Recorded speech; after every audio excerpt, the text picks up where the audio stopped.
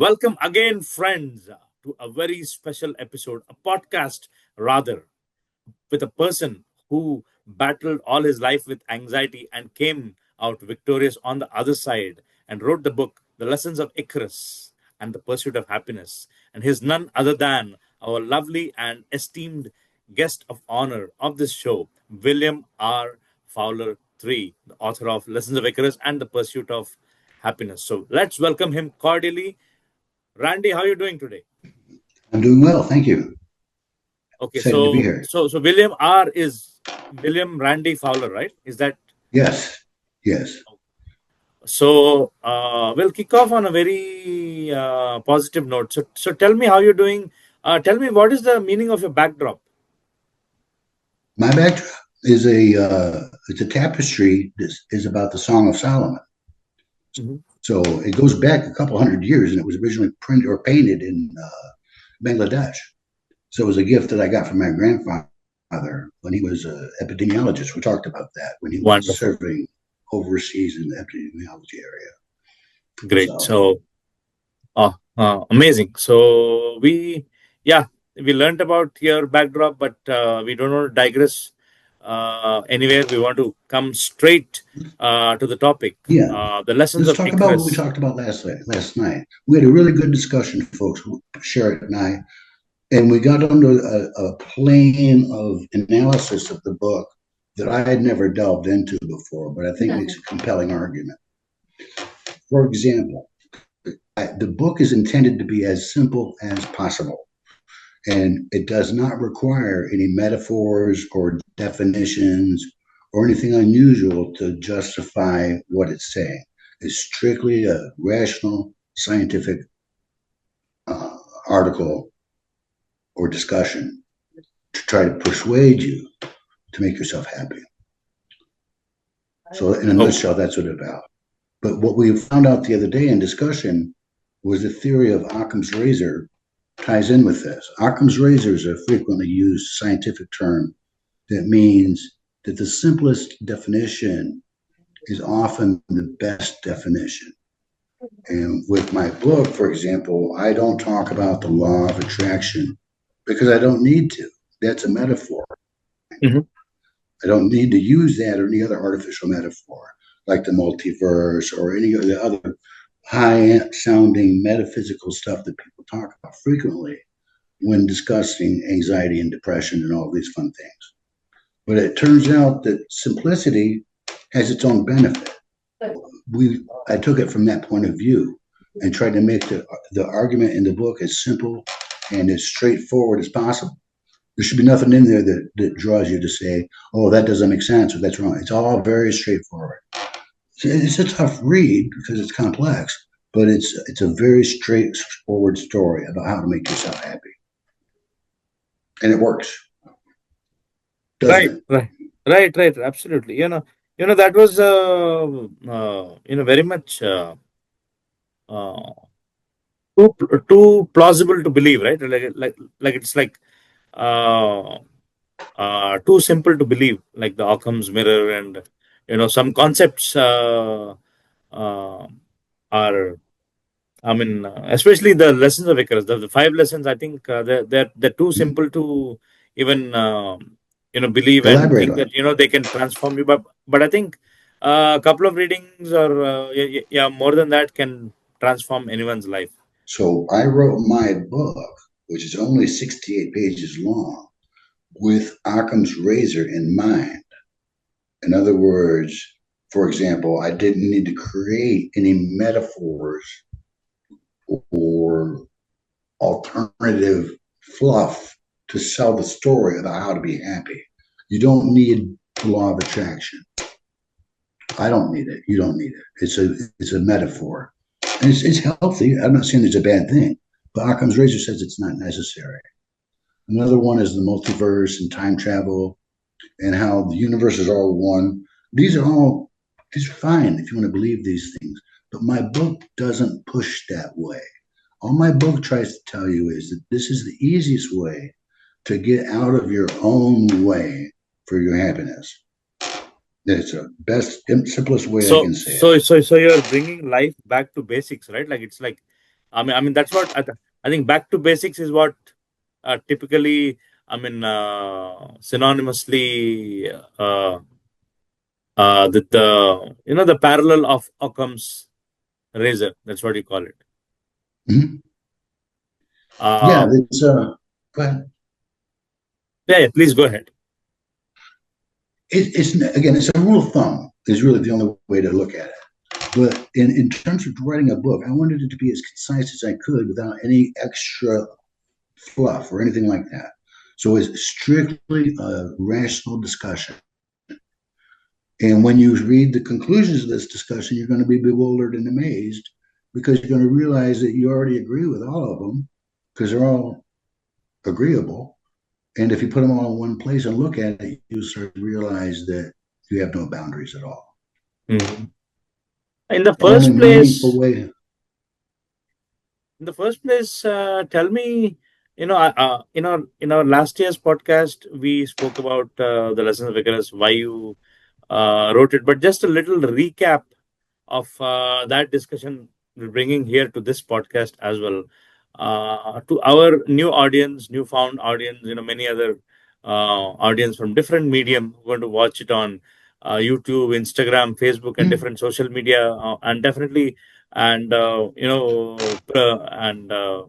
presumably on television also. Uh, and would love to know, uh, where did that seed to write the lessons of Icarus and the pursuit of happiness begin in the first place? The first, those juvenile, those infantile, uh, those. I Sparks. mean, where did those ideas germinate in the first place? I And would how tell did you you, take it further and pen all your thoughts into this book, this lovely book called The Lessons of Icarus? basically, I have a mental disorder called bipolar disease or bipolar Hmm. disorder, Hmm. and I didn't know that I had it. So I wound up wrecking my life in several different ways at several different times. And it was anxiety, bipolar, depression, all these common terms that we're hearing way too much these days.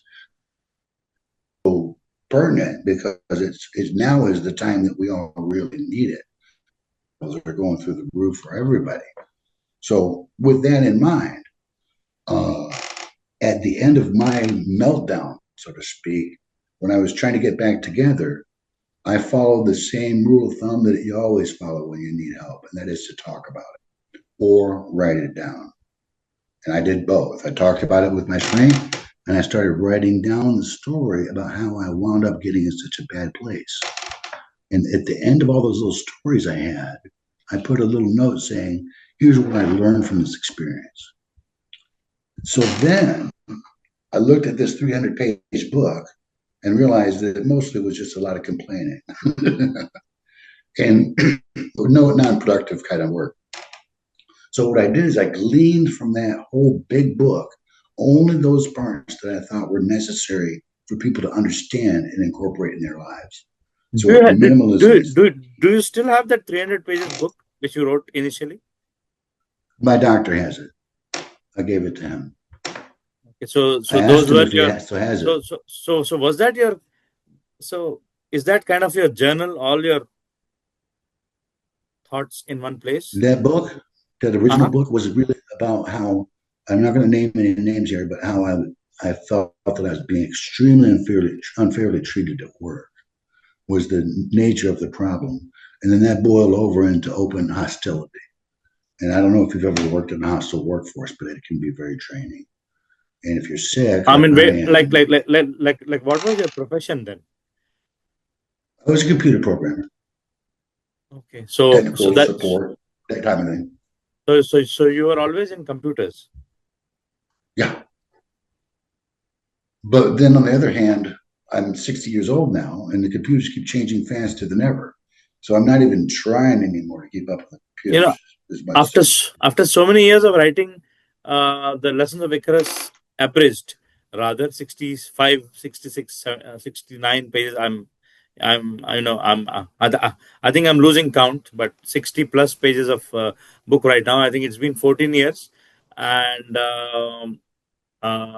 tell me, how did your life change How did that book affect you all these years? I mean, sitting at your desk, or sitting at someone's desk, or rather, how did Randy become another Randy in 14 years? It's a really good question. I'm not sure how to address it.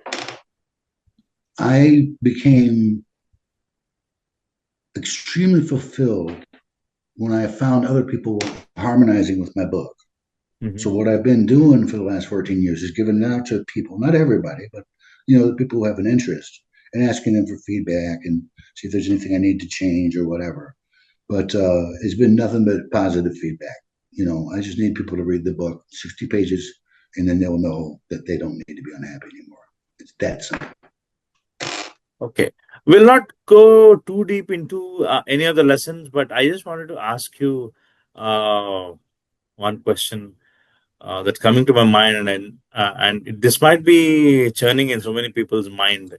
Uh, the second part, the pursuit of happiness. Yeah, Uh, I mean, why did you name it the lessons of Icarus? You know, I can get a hang of it, but how do you correlate that with the pursuit of happiness?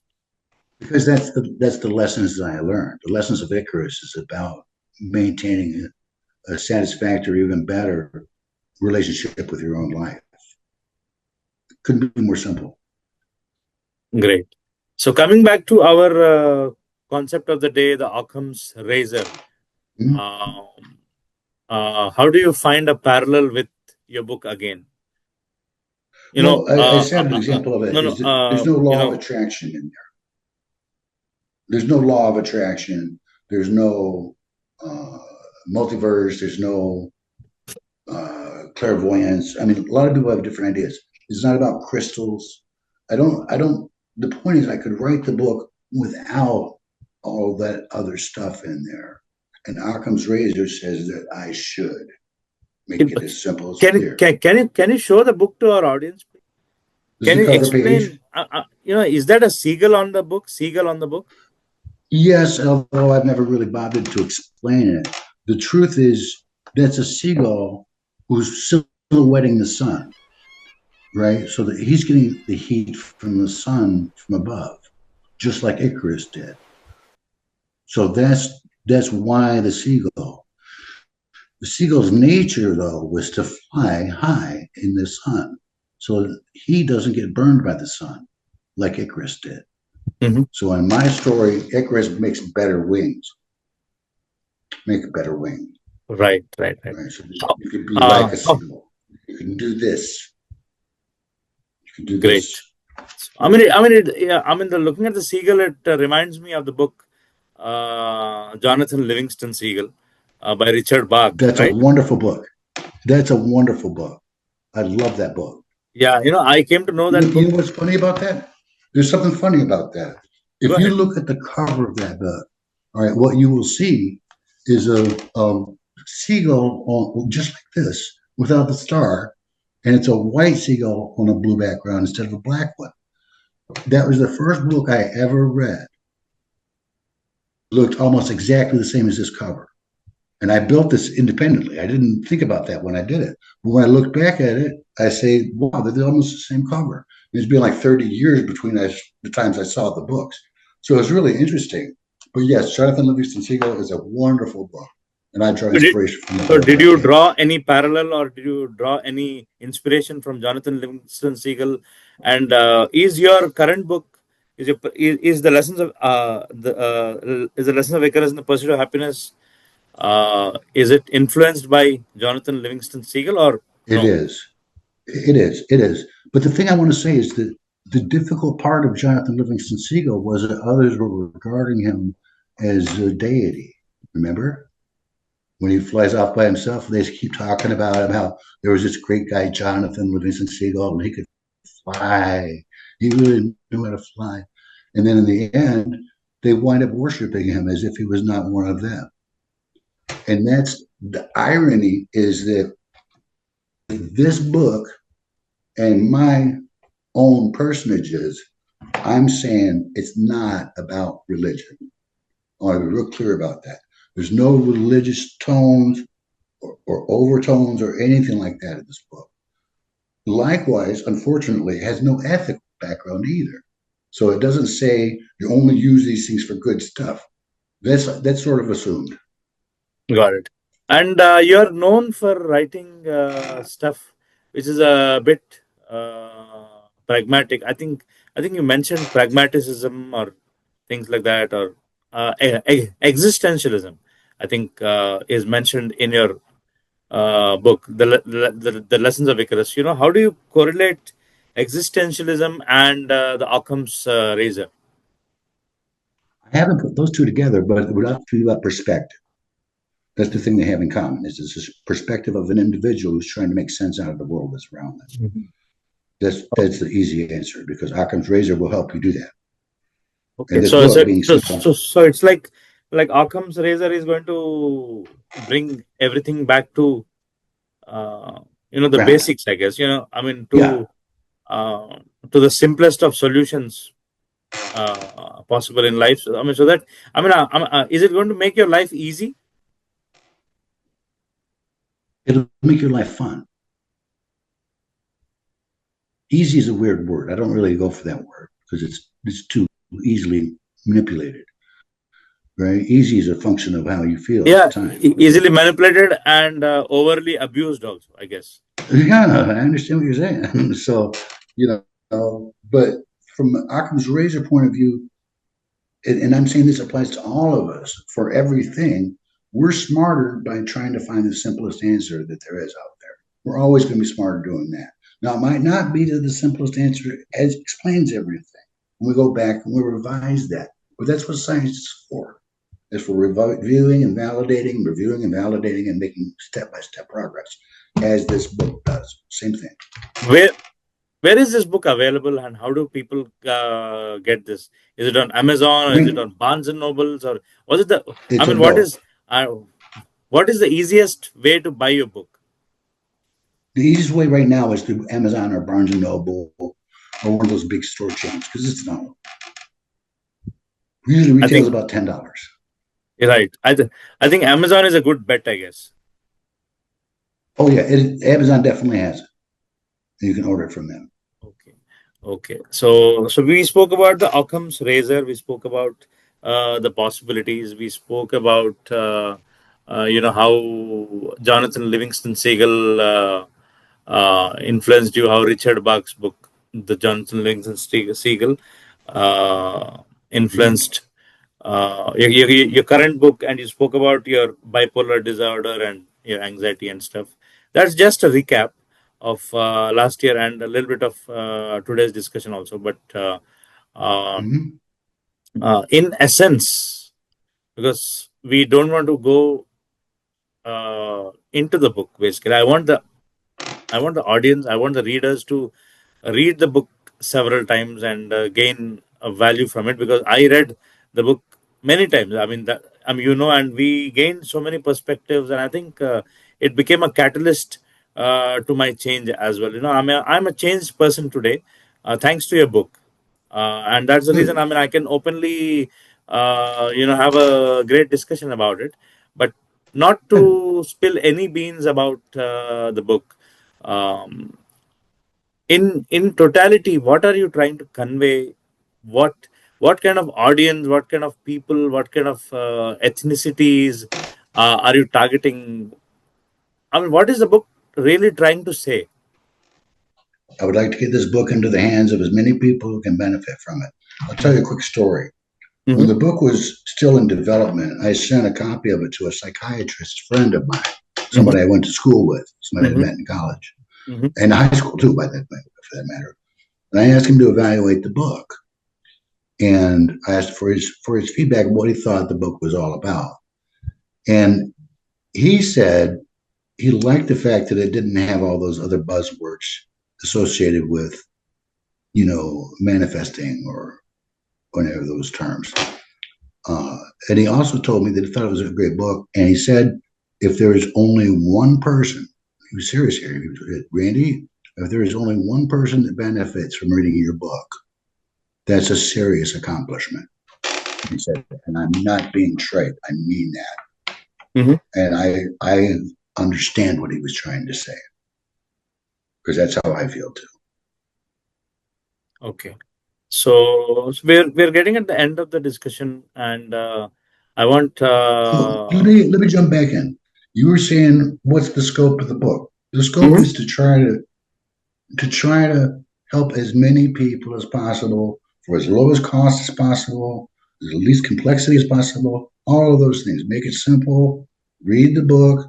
It's true. Most people have to read it several times to really, really understand what it's saying. so But don't let it be a drawback. It makes the book more fun because every time you open it, you get something new out of it. And then it doesn't matter how many times you've read it before that so is it happens. so is it going to enhance people with different calibers and talents? And suppose somebody wants to become a singer, somebody wants to become a business tycoon, somebody wants to become an author, somebody wants to become an entrepreneur, or Mhm. somebody wants to become just a great human being. You can do whatever you want to. All you have to do is understand what it is you're doing and set the expectations that you're going to get there. How And do you approach? you got to believe that you're going to get it. That's one of the secrets of success is if you're expecting it not to happen, it's not going to happen. Okay. If you're expecting it to happen, there's a good chance it will. That's just like Occam's razor. It's just another rule of thumb. How do somebody approach the book? Is it any hard and fast rule to read it cover to cover, or anybody can jump into any chapter and then read it and get their wisdom and go about their life? It's a good question. I like the question because I struggle with that. Um, I'm not sure what the. I think the easiest way to do it is just to read it and try to get through it the first time and see that there's something going on.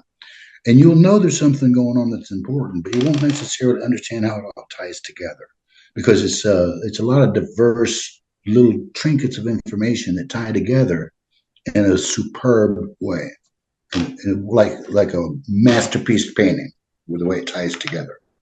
With that many times. Great. So So I accept that courtesy. Thank you. we have to wind this discussion here because we have to get into another discussion right away.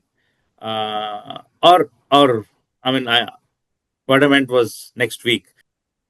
But again, to No. say what Uh-huh.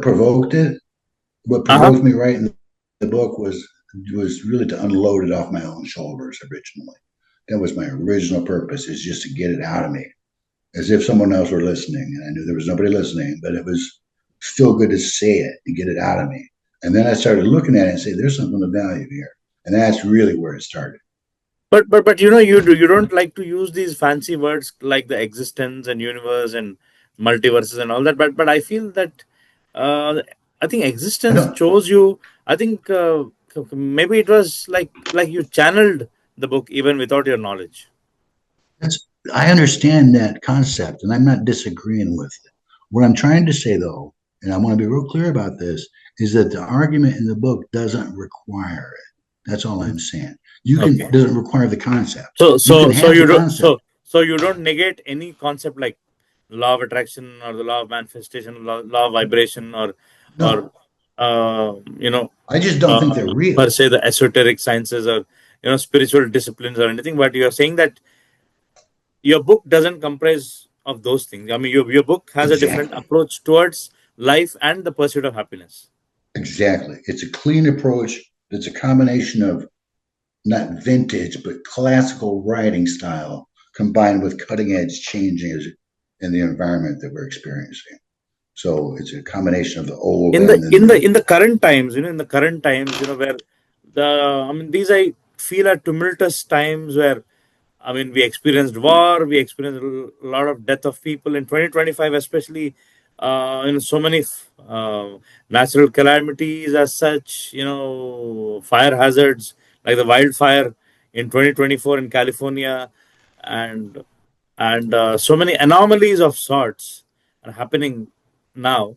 Uh, so a few things explainable, few things unexplainable. Inexplicable situations, people are cast into, and people facing a lot of mental health epidemic as well. Uh, and Yes. I mean, on the surface, yeah, which includes media, doesn't look rosy at all globally. So how do you think the book is going to help? Well, the book will divorce you from those realities. That's the whole point of it.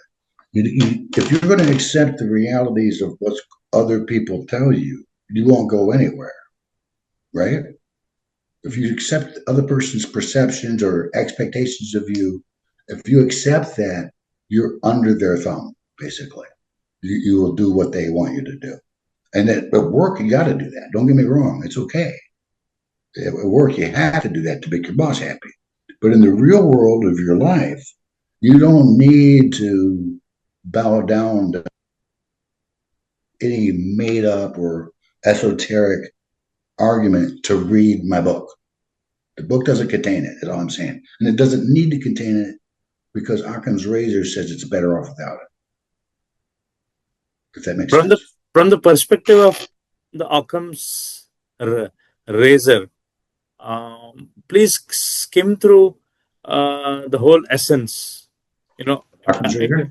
the bottom line is of Occam's razor is to make things, simple, right? Simplify it. Well, it's to explain that things are simple, right? If we're let's say we're looking at the same thing. Some boy walks up to the table and throws a ball on the table and it bounces a couple times, Hmm. right?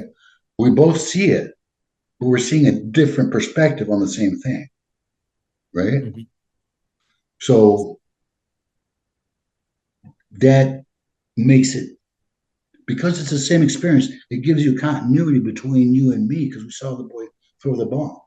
But we might not agree how many times it bounced. And my point is, it doesn't matter how many times it bounced. That's not the So, key issue. The key issue is your frame of mind. The key issue is to maintain an outlook that will help you instead of harm you. okay. So, do you think That's those age-old values, or the age-old, the quintessential, uh, now coveted uh, friendships, which are gone, I guess, I um, know. in these times of, I wouldn't use the word hypocrisy, but in these times where, in this fast-paced world, where people don't have time for anybody, who are glued to their phones, I mean, who are, you know, I think life is hitting them big time, and they don't have time for another person, another human. Uh, Is is it the that? Is is the it book a that, lesson? or is it, or maybe they don't have the capacity with their current stress levels? See, because that Right, would be good in a good way. That's good because you can adjust your stress levels and fix the problem. right. I, I mean, I Occam's mean, uh, razor. I mean, did you plug in any tools to circumvent anxiety and stress and depression or anything in the book? No, I take medications even now for it. I have to, but it doesn't really affect my daily life like it did then. You know, that was when I went through an unpleasant experience at work. It was a very, very strange situation, Hmm. and it's hard to even explain it. But basically, I was being taken advantage of for the benefit of the company, and at the detriment of myself. So, Randy, go ahead and get your head chopped off, and we'll all thank you for it. One of those deals. So I didn't thrive in that. To be honest with you, I didn't do well Right, in that right. environment. So So, just uh, to give a perspective about the whole discussion. I mean, if you can summarize something, or maybe if you can give some nuggets to the audience, okay, before I'll give you a they couple of them. get into our next podcast. If people Okay, want to, like, if you can condense the book and your philosophy in a few sentences and give it to our audience before I conclude, that'll be amazing. I'm just trying to find a couple good ones. Here's one. Here's a good one. We accept the reality of the world with which we're presented. That's an Occam's razor type statement.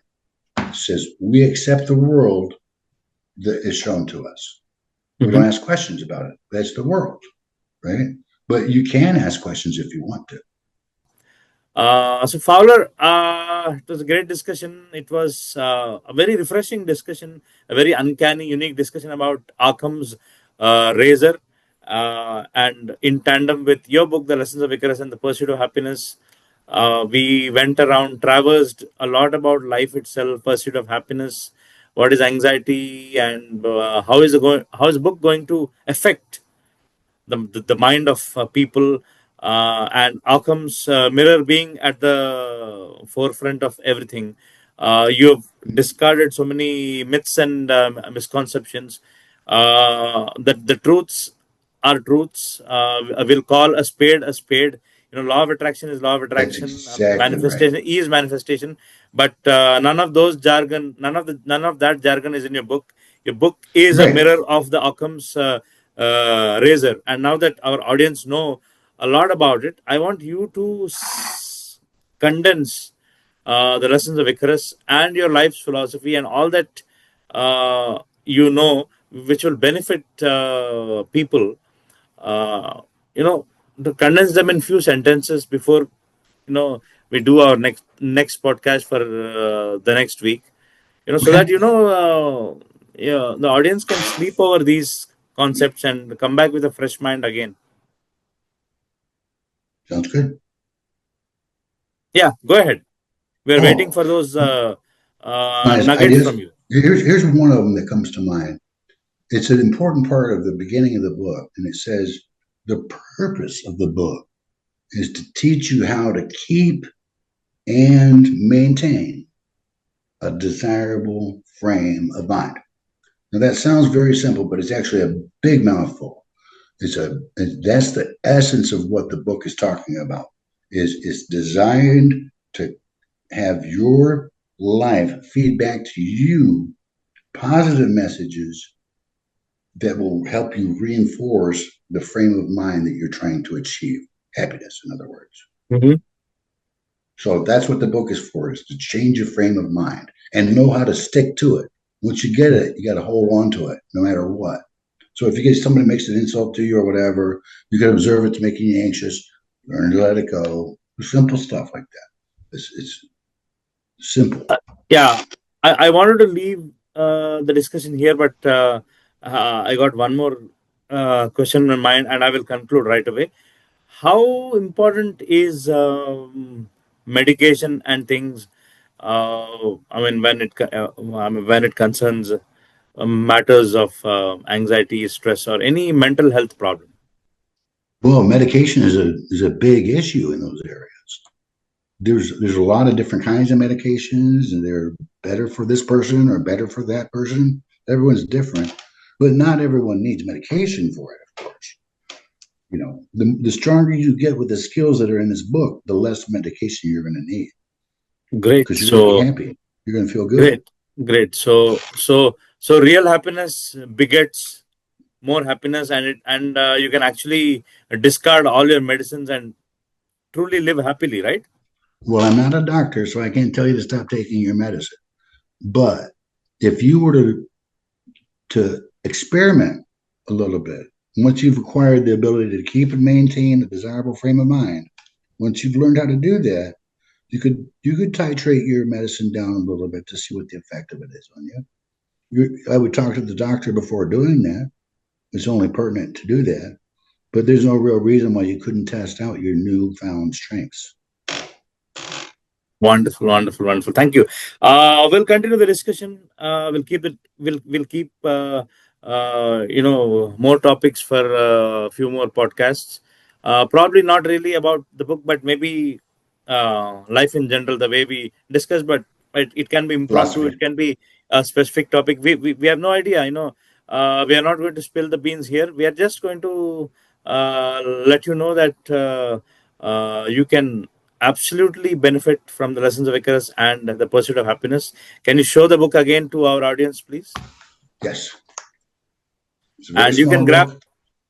See, it's a very yes, small book. yes. It's like that. Lot packed in It's there. like a razor, right? I mean, even the book, it's so small. It's like the Occam's razor. Yeah, Yeah, yeah. I yes. mean, yeah. I mean, I'm reminded of the razor's edge. I think it was George Gurdjieff or something. But I don't want to get into too many deep discussions.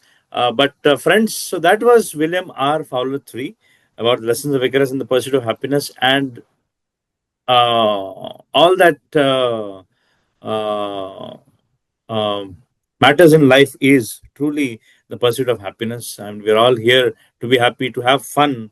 In the words of Fowler, he said that it's not, I mean, Occam's razor, it's not really to make things easy, but it really makes your life fun.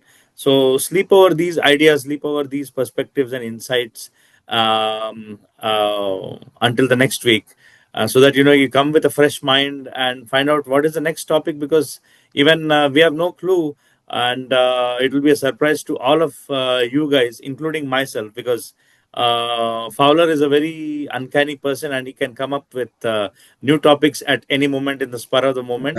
So we'll come back to you, and we will discuss more. Until then, I'm your favorite host, Sharat Pasmarti. Thank you so much.